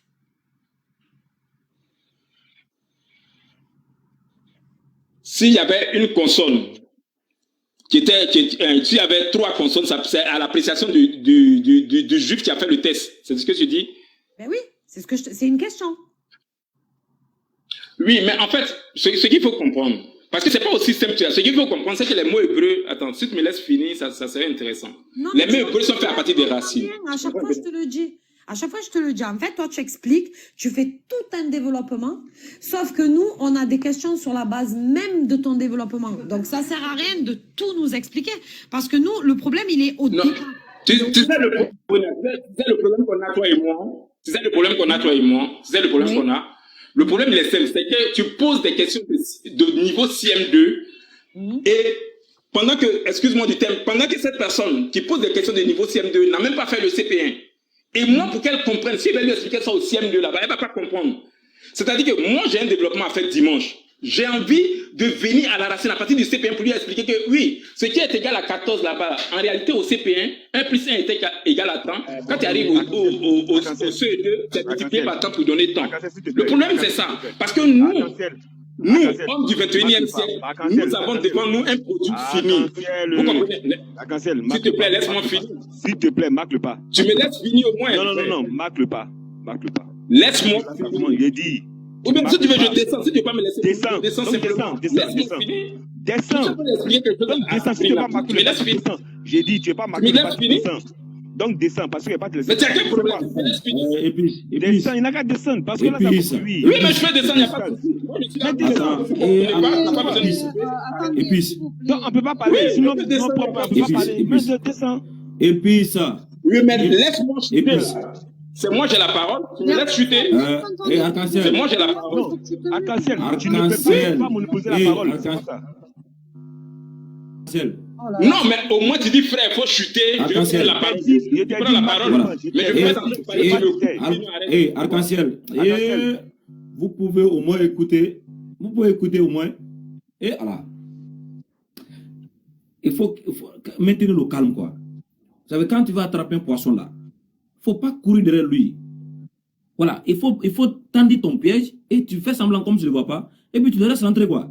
Mais dès que tu es pressé là, il va comprendre que tu attendais un piège, il ne va pas rentrer. Donc, et puis calme-toi, laisse le monsieur s'exprimer, pardon. Hein? C'est lui qui détient la vérité là. Lui n'a pas pressé. Il va tout doucement jusqu'à ce que celui qui est dans le faux là, il réalise que oui, je suis dans le faux. Donc, pardon, prends ta patience et on va l'écouter. Nous, on est là, merci, si ce n'est pas pour apprendre, mais pour enseigner. Ouais. Non, il y a plus. Donc, merci, merci pour ton intervention. Je pense que c'est ça. Ok. Donc, je disais, parce qu'en hébreu, c'est ce que je disais là. Il y a ce qu'on appelle, comment on appelle ça? Je regarde bien le nom, quoi. Les gars, donnez-moi un temps, je finis de parler, vous prenez la parole. Oui, mais tu peux pas, on te donne un temps, mais tu peux pas dire n'importe quoi. Par exemple, tu peux pas me dénommer tout le long du live. Je t'ai dit, je m'appelle Sabrina. Peut-être que ça te plaît pas, mais c'est comme ça. Mais c'est le travail des gens. Ils ont de l'air Dieu. Donc, je disais, si vous voulez, je disais que quand on prend un mot hébreu, quand on prend la racine peut vouloir dire beaucoup de choses, plusieurs choses. Donc, quelqu'un qui se trouve devant ce mot, il peut penser que ce mot peut dire tant, parce que le champ sémantique, il est large. Ça, c'est clair. Je parle du test consonantique, oui. Voilà, merci. Tu vois, tu m'as répondu clairement. Après, des fois, tu vois, c'est simple de répondre rapidement, tu vois. Et après, on peut avancer justement dans la suite de ma question. Donc, du coup, tu ne peux pas affirmer. Du coup, tu ne peux pas affirmer que le texte, dans sa forme définitive, est trait pour trait ce que Moïse a dit ou ce que David a dit ou ce que tous les prophètes qui sont passés ont dit. Puisque c'est à l'appréciation. Parce que dans le Coran, si je ne me trompe pas, Oustaz Kamara, il va me répondre. Mais dans le Coran, il me semble qu'il y avait une écriture primitive, Oustaz Kamara. Concernant quel texte? Le Coran? Oui, le Coran, oui, le Coran. Oui, exactement, le Coran, c'est écrit dès le premier jour. Voilà. Mais le sens des mots dans cette écriture primitive a été fait sous la validation du prophète, alayhi salatu wassalam, on est d'accord? Oui, exactement.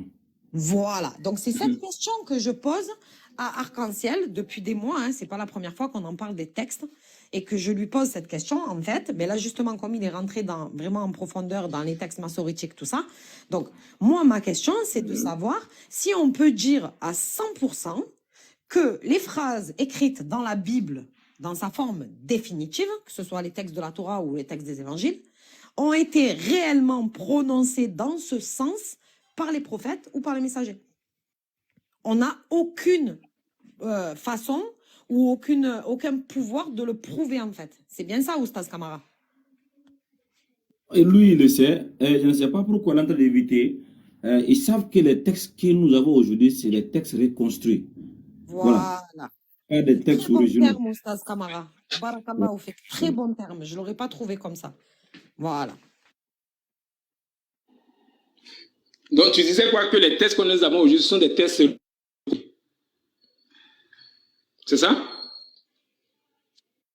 Exactement, oui. Bon, si vous avez fini, oui, okay. Ok, je voulais prendre la parole. Oui, non, le problème de...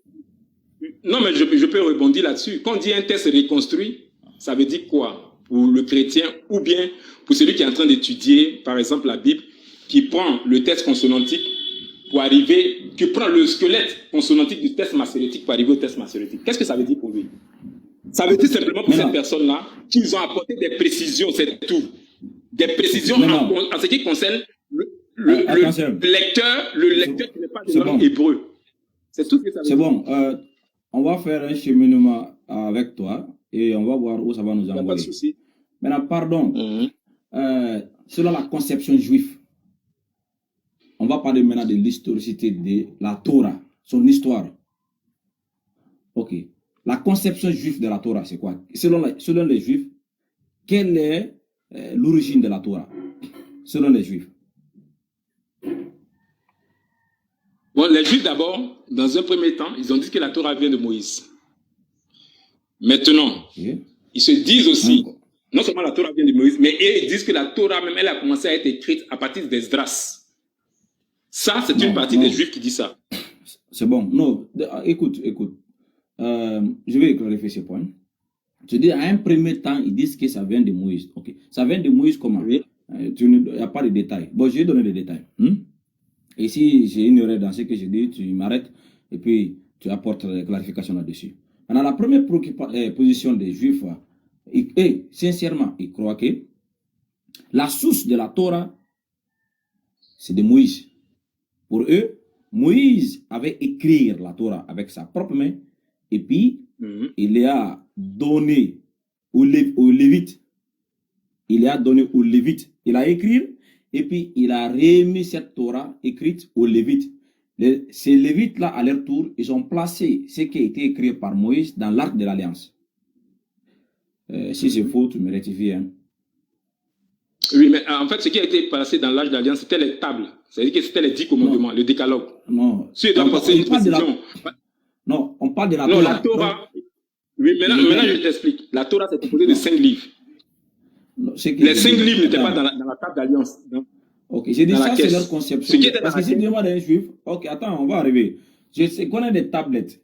C'est qu'il y a une thèse qui parle des tablettes. On parle de la Torah écrite. Parce que si on parle de la Torah, on parle des lois qui ont été données. La Torah veut dire loi. Maintenant, les lois là, c'est que souvent, moi, je n'arrive pas à comprendre. Souvent, on lit dans la Bible que Moïse a lu le livre de la Torah devant tout le peuple. Il a lu tout le livre. Il a lu le livre de la Torah devant tout le peuple. Maintenant, tu verras quelque part, on dit devant les femmes, des enfants, il a tout lu. Maintenant, quelque chose qui me vient en tête, c'est quel livre de la Torah que Moïse a tout lu devant le peuple, des femmes et des enfants. Ça, pendant combien d'années? C'est pour une journée. On va te dire, en ce jour-là, Moïse a lu le livre de la Torah devant tout le peuple. Cette histoire de Torah-là, est-ce que ça avait une forme que nous le connaissons aujourd'hui, ou bien ce n'était que des lois résumées, bref, pour juste guider ou conduire ce peuple vers la direction de Dieu? Ça, c'est entre parenthèses. Hein. On a voir le problème.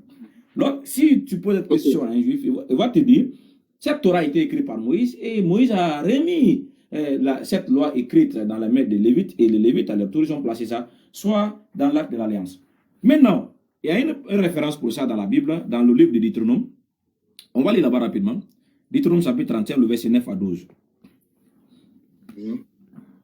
Deutéronome 31, le verset 9 à 12.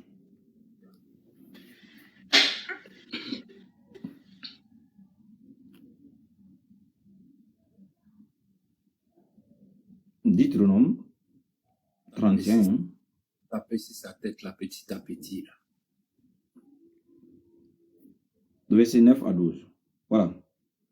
Ici, on dit Moïse, tu as la page non, arc-en-ciel. Moïse a écrit cette loi et il a remis au sacrificateur, fils de Lévi, qui porta l'arche de l'alliance de l'Éternel et à tous les anciens d'Israël. Arc-en-ciel, est-ce que c'est confirmé ce que je dis?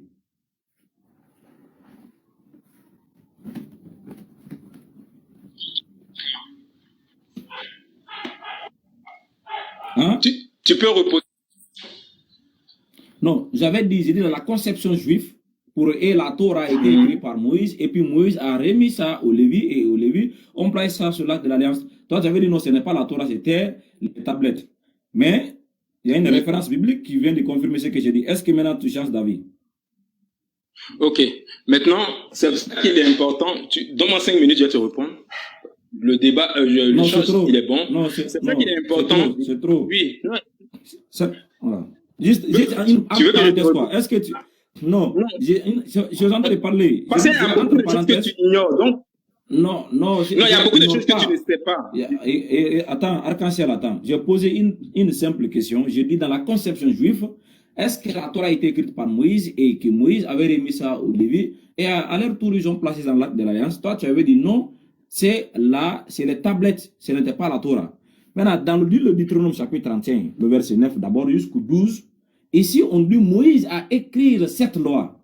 Et ici, cette loi veut dire la Torah. Et il a remis au sacrificateur fils de Lévi qui portait l'acte de l'Alliance de l'Éternel et à tous les anciens d'Israël. Moïse leur donna cet ordre tous les 7 années à l'époque de l'année de relâche et de la fête des tabernacles. Et quand tout Israël viendra se présenter devant l'Éternel, ton Dieu, dans le lieu qu'il choisit, tu liras cette loi devant tout Israël en leur présence. Tu liras cette loi devant tout Israël. C'est quelle loi? La loi que Moïse avait écrite. Mais ces lois-là, est-ce qu'en réalité, c'est des volumes des textes que nous avons aujourd'hui, qu'on doit lire devant tout le peuple? Le verset 12. Tu rassembles le peuple, les hommes, les femmes, les enfants et les étrangers qui seront dans tes portes, afin qu'ils attendent, afin qu'ils apprennent à craindre l'Éternel, votre Dieu, à observer et à mettre en pratique toutes les paroles de cette loi. Donc, maintenant, est-ce que la loi a été écrite par Moïse selon la conception juive et que Moïse a remis ça au Lévi? Selon le texte là. Maintenant, Oustaz Kamara. Non, réponds d'abord. Non, est-ce que c'est Moïse? Je vais répondre. Non, je vais te répondre, il n'y a pas de souci. Tu vois que quand tu as parlé, écoute-moi, quand tu as parlé pendant 5 minutes, est-ce que tu m'as bien entendu? Allons-y. Il faut être bref, voilà. Faut être bref. Le mot Torah lui-même, là, il ne veut pas dire loi en hébreu. Il ne veut pas dire loi. Il veut dire instruction, il veut dire enseignement. Mais c'est pour cela qu'il est bon d'étudier la Bible et puis d'étudier peut-être un peu l'hébreu d'avoir une dose. Le mot hébreu, il est polysémique quand on l'emploie dans la Bible. Par moment, il signifie le décalogue, les 10 choses que Dieu a données à chose. Par moment, il signifie les 5 premiers livres qui sont la Genèse, l'Exode, le Lévitique, le Nombre et le Deutéronome. Donc, quand on emploie le mot loi, c'est pas forcément qu'on le remplace, parce qu'en hébreu, même la loi, là, c'est pas Torah, hein. Si tu veux, il faut demander à un hébreu, il va te dire, la loi, c'est pas la Torah. La Torah, c'est l'instruction de Moïse. Donc, Moïse a donné une instruction à des gens. Maintenant, quand on écrit dans la Bible, à tout moment, les traducteurs remplacent le mot Torah par loi. Parce que pour eux, c'est équivalent. Mais selon le contexte, celui qui écrit, il peut savoir que oui, c'est vrai que le traducteur a dit Torah. Mais en réalité, il veut parler de loi. Ou bien c'est vrai qu'il a dit loi, mais il veut parler de Torah. Sinon, à la Torah, aujourd'hui, quand tu demandes aux choses, c'est les 5 livres. Les 5 livres, Moïse ne l'avait pas.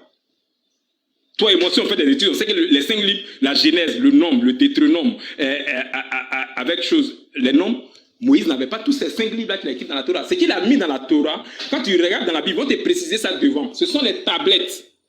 Les tablettes qu'ils composaient, c'est ce qu'ils ont appelé Torah. Dans ce contexte-là, parce qu'il est polysémique, comme il le dit. Donc, ce sont les tablettes de la loi qui étaient dans le coffre de l'Arche d'Alliance. C'est ce qu'ils ont appelé loi là. C'est pas la Torah. Mais pour celui qui n'a pas étudié, il peut se dire non, mais ça trouble, il y a confusion. Mais pour celui qui a étudié, c'est que ce n'est pas la Torah, les 5 livres là qu'il a mis dedans, mais ce sont simplement le décalogue, ce qui est écrit sur les 2 tablettes qu'il a reçues, qu'il a déposées dans la loi. Et quand tu vas arriver devant, il y a un moment où ils vont parler de ça, ils vont parler de la verge d'Aaron là. Ils vont parler que ce sont les tablettes qui étaient dedans. Ce n'est pas le livre. Donc voici ma réponse. Donc, attends, donc tu as dit Torah veut pas dire, la Torah ici, pour toi, ne veut pas dire... Qu'est-ce que Torah veut dire d'abord? Je vais comprendre. Torah veut dire quoi? Le Torah même, là, il vient d'une racine qui est Yahad. Yahad, ça veut dire instruction, instruction, enseignement. Torah lui-même, dans sa forme étymologique, au sens, j'ai dit Torah, il veut dire instruction, il veut dire enseignement. Le mot Torah, maintenant les gens le remplacent par loi. Où tu as lu Arc-en-ciel. Tu as dit Torah veut dire quoi? Instruction. Ok. Tu dis Torah veut dire instruction. Ok. Maintenant, selon... Attends, ne quitte pas. Je t'écoute. Hein.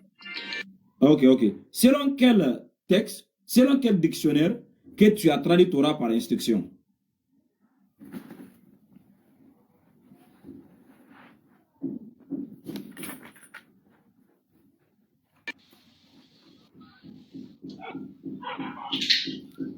Est-ce que tu as entendu ma question? J'ai dit selon quel texte ou selon quel dictionnaire, tu as traduit Torah par, c'est pas, qu'est-ce que tu as dit même? Instruction. Selon quel texte ou selon quel dictionnaire? Non, je n'ai pas besoin d'un texte. C'est comme tu me dis en français, par exemple, menuisier. C'est pas toi. Ce n'est pas toi maintenant quoi. Non, ce n'est pas toi maintenant. C'est les sources maintenant qui doivent nous départager. Parce que tu as dit Torah, ça ne veut pas dire loi. Torah veut dire, je ne sais pas quel mot que tu as employé. Maintenant, il faut maintenant les preuves pour savoir, pour qu'on sache que, oui, Oustaz Kamara n'a pas compris, c'est toi qui as compris quoi. Voilà. Bon, prenons un dictionnaire hébreu alors. Prenons un dictionnaire hébreu et puis allons taper Torah. Non. Le mot Torah vient de quel livre? Torah, c'est un mot hébreu qui signifie instruction. Maintenant, la meilleure chose qu'on fait, prendre le dictionnaire. Attendez. C'est un mot quoi? C'est un mot hébreu qui signifie instruction. Ça vient de quel livre? Quel livre? Est-ce que ça a besoin de venir d'un livre? On prend le dictionnaire hébreu, on regarde dedans, c'est tout. Non, quand tu cherches un mot en français, tu prends le dictionnaire pour regarder. Arc-en-ciel. Le mot là, son origine vient d'où? Attends, ça vient de quel livre? Torah là, où on peut trouver le mot là d'abord, écrit? C'est la langue, ça vient de la langue hébreu. Ça veut dire instruction. Maintenant là, si on veut chercher, on regarde dans le dictionnaire. Arc-en-ciel. Avant de consulter d'abord le dictionnaire là, on a des textes écrits ici, où on peut trouver le mot d'abord Torah écrit d'abord, pour qu'on va aller voir là-bas. Mais attends, tu as posé une question précise, tu voulais savoir le sens de Torah. C'est pour ça que tu dis encore dans le dictionnaire. J'ai dit selon quel texte ou dictionnaire. Maintenant, on va commencer par les textes d'abord. C'est le texte qui va nous dire comment Torah a été épelé, comment ça a été écrit. Maintenant, en travers là où c'est été écrit là, on va prendre le mot là pour aller demander le dictionnaire. Mais d'abord, c'est écrit où? Où Torah est sorti? Dans quel texte on peut lire Torah?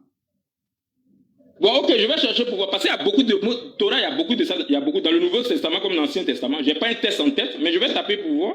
Sinon, Torah, c'est plein dans la Bible. Attends, il faut taper. Non, je vais taper. Il faut taper. Oui. Non, mais. Torah, c'est écrit partout dans la Bible. Donc, Torah vient de la Bible alors. Le mot Torah vient de la Bible. Ça est dans la Bible, mais ça ne vient pas de la Bible, ça vient de l'hébreu. C'est ce que je t'ai dit.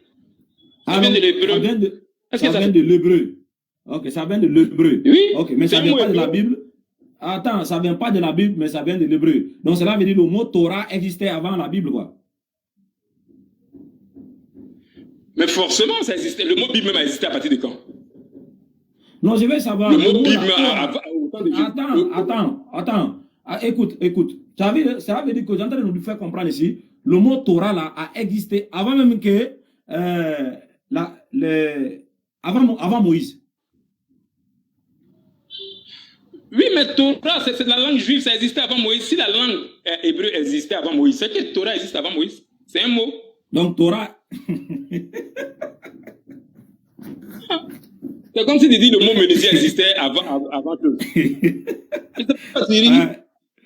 Non, Arc-en-ciel, aujourd'hui, donc, le mot Torah existe avant Moïse, quoi. Oui, mais ça existe avant Moïse. est-ce que c'est Moïse qui est venu à la langue hébreu? La langue hébreu existait avant Moïse. Abraham est hébreu.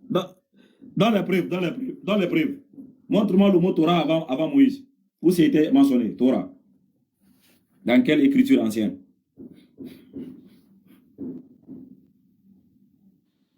Torah, là, ça vient de la langue hébreu. Torah, c'est un mot hébreu qui signifie instruction. On a compris. Par exemple, je te dis Elohim, là, c'est un mot hébreu. Toi, tu me dis de montrer où c'est un mot hébreu. Non, j'ai pas dit Elohim. J'ai pas dit Elohim, j'ai dit Torah. Maintenant, tu dis le mot Torah a existé avant Moïse. Maintenant, j'ai dit dans les écritures anciennes, là, montre-moi le mot là où ça a été utilisé avant Moïse, Torah. On va chercher dans la langue hébraïque pour voir. On va chercher dans le dictionnaire. Sinon, le mot Torah. Oui.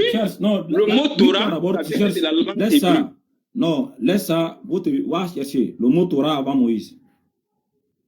Le mot Torah. Mais c'est ce que tu as dit là, c'est un mot hébreu. Avant Moïse, c'est ça même, avant Moïse. Tu as dit le mot Torah existe avant Moïse. Toi qui as dit, tu as dit ça existait avant Moïse. Maintenant, je vais voir ça. Dans quelle écriture? Non, ne me pose pas d'autres questions. Dans quelle écriture ancienne le mot Torah est utilisé? Oustaz, on est entre personnes, excuse-moi, on est entre personnes d'un certain niveau. Tu comprends un peu, non? Donc, j'estime que tes questions que tu poses là, c'est comme tu me demandes le mot poubelle là, de montrer ça. Le mot poubelle existe avant nous. C'est pas parce que nous on est venu croiser poubelle que je parle de poubelle que poubelle existe avant nous. Non, c'est pas ça. Non, c'est pas ça. On a interprété. Non. Nous savons, quand on dit Torah, on parle d'une révélation qui a été donnée à un prophète. Ce prophète est celui qui a réussi la Torah. On a des zabours, des psaumes.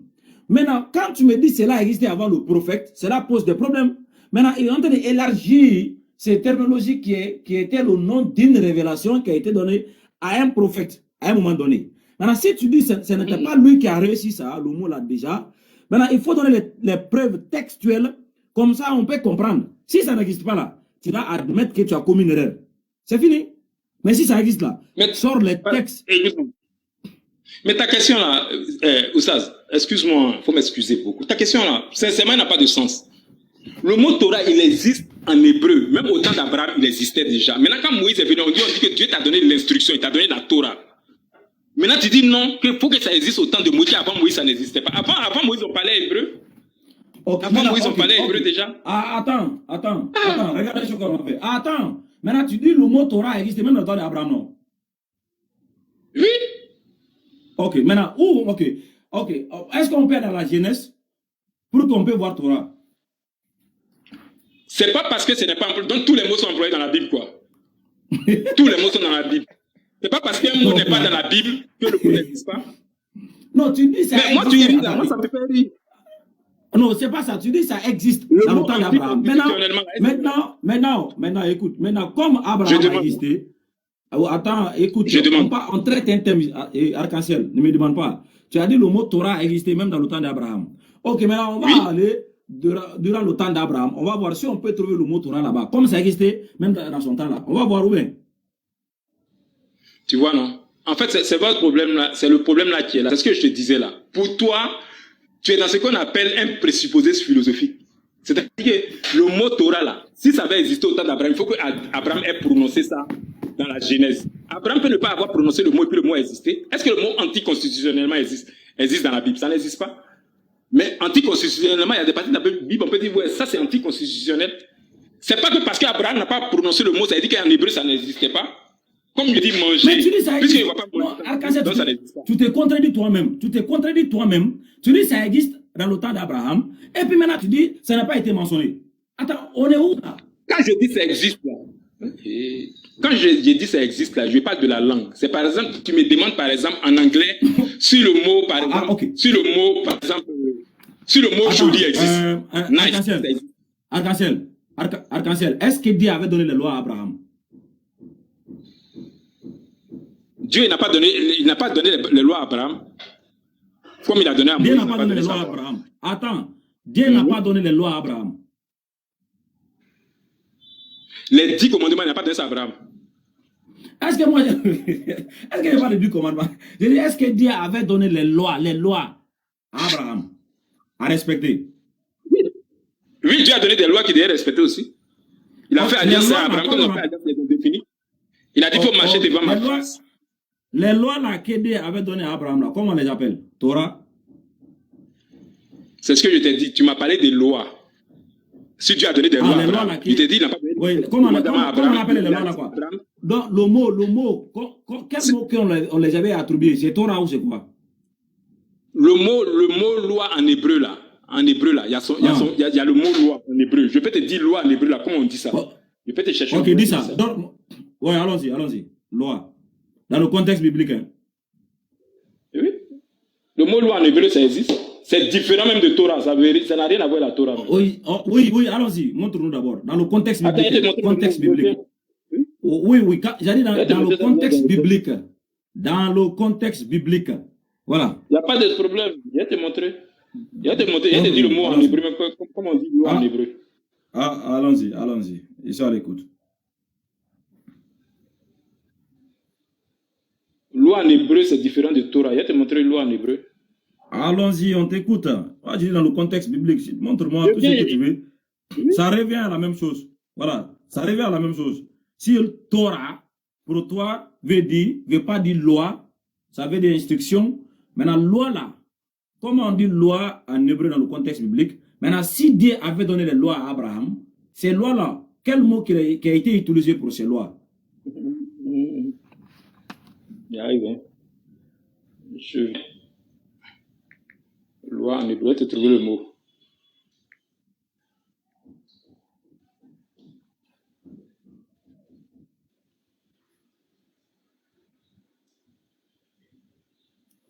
Il y a un mot en hébreu ici. Si tu veux, je te donne les lettres qui composent le mot. Il y a comment on appelle ça?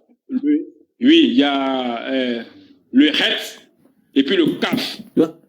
Avec un Y dessus. Ça veut dire loi en hébreu. Tu dis het? Het, Y en haut et puis kaf et puis kof. Et puis le kof. Ça veut dire loi en hébreu. Pour nous, ça va. Maintenant, pour nous, ça. Ici, on dit ça, choc. Dans la translittération, on dit ça, choc. Ça veut dire loi en hébreu. Donc, ouais. choc veut dire loi. Oui, en hébreu. Ok. En hébreu, choc veut dire loi. Ça fait shakak. En hébreu. Attends. Ça veut dire ordonnance limite. Oui. Ok. Si tu veux, Genèse 47, verset 22. Attends, on va y arriver. Chaque veut dire loi. Moi, comme je ne vais pas activer ma caméra, juste nous allons évoluer. Dans le contexte biblique là, quand on parle de la loi là, dans le contexte biblique, quel est le mot employé dans la Bible? Quand on parle des lois dans la Bible. C'est ce que je t'ai dit là. La loi là, ils ont parlé de Torah. Maintenant, ce que je t'ai dit, il dit la Torah, le sens même de la Torah veut dire instruction. Donc, c'est un sens polysémique. Ça veut dire que ça peut prendre plusieurs sens. Maintenant, toi qui lis, toi le lecteur. Arc-en-ciel, pardon. Faut pas me faire perdre de temps. J'ai beaucoup de choses à discuter. J'ai dit dans le contexte biblique, le mot loi là, loi, dans le contexte biblique, quel est le mot qui a été employé pour ce mot loi dans la Bible? Sors-moi le texte et puis on va vérifier. Mais pourquoi de la Bible comme tu es donne-moi un texte où le mot loi employé dedans. Donne-moi un texte où le mot loi employé. Moi, je dis que c'est polysémique. J'ai dit Torah. J'ai dit Torah. Oui. J'ai dit Torah. Donne-moi une phrase ou bien un verset où le mot loi est employé dedans. Maintenant, moi, je te dis le sens que ça. Lévitique 18. Ok. Lévitique 18. Assalamu alaikum à tous. Wa alaikum salam. Lévitique 18, verset 5. Lévitique combien? 18, verset 5. Lévitique 18, verset 5. Oui. Vous observez mes lois. Vous observez mes lois et mes ordonnances. L'homme qui les mettra en pratique vivra par elles. Je suis l'Éternel. Maintenant, moi je t'invite, Oustaz Kamara, tu as la version hébreu de ça là, écrit en hébreu. Il faut aller regarder la loi là, comment ils ont écrit, est-ce qu'ils ont écrit Torah là-bas? C'est Mishpatai. Tu dis quoi? Mishpatai. Mich quoi? Mishpatai. Attends, je vais regarder dans l'autre version. Parce que je te donne le mot que j'ai ici. Hein. Je te donne le mot que j'ai. Non, je te donne le mot qui est écrit. Yaakov. Oui? Vous jouez avec nous ici, quoi. Oh. Regardez. D'accord? Mes lois. Ici, je viens en hébreu. Je tape ici. Regardez. Voilà. Voici le mot ici. Mishpatai. Ici. Et quand on vient. Mais est-ce que c'est Torah qui est écrit? Mais je demande. Mais c'est pas Torah. Justement, c'est ce que dit Oustaz Kamara. Justement. Là, tu es en train de le rejoindre là. Regarde. Quand on vient ici, ici là, on voit toutes les occurrences du mot dans la Torah, tu vois, ici là. Donc ça veut bien dire loi. Donc, ici, c'est pas Torah qui est écrit, c'est autre mot qui est écrit ici. C'est Mishpat. Oui, mais c'est ce que je dis. Ouais, mais tu me rejoins. C'est ce que vous êtes en train de dire là. Il dit que. Non, toi justement, tu es en train de me rejoindre. Non, t'as pas compris. En fait, avant que la Torah soit révélée là. Hein, toi et moi, on dit la même chose. Quand tu as fini de parler, tu dis. Non, attends. En fait, ce que moi je veux savoir, avant que la Torah soit révélée à Moïse, là, quel est le mot qui a été utilisé pour le mot loi? C'est la question qu'il a posée. Oui, bah oui. Ou bien j'ai mal compris.